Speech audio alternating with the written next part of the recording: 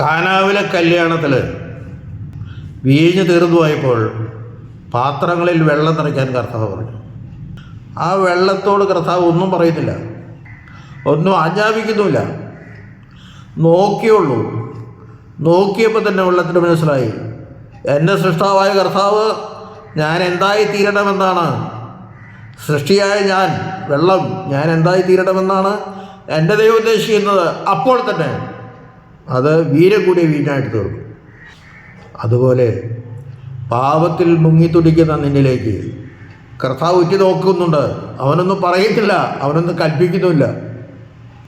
പക്ഷെ അവൻ മനസ്സിൽ പറയുന്നു, നിനക്ക് സൗഖ്യമാകാൻ മനസ്സുണ്ടോ? നിനക്ക് രക്ഷ പ്രാപിക്കാൻ മനസ്സുണ്ടോ? പാപത്തിൽ നിന്ന് ശുദ്ധനാകാൻ നിനക്ക് മനസ്സുണ്ടോ?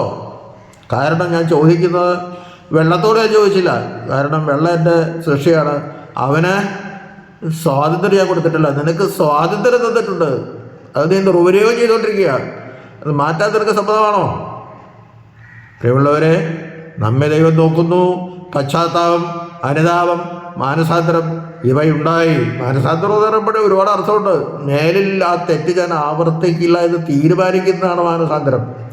ആ മാനസാന്തരത്തിൻ്റെ അനുഭവത്തിലേക്ക് വന്നാൽ നിനക്ക് സ്വർഗമുണ്ട്.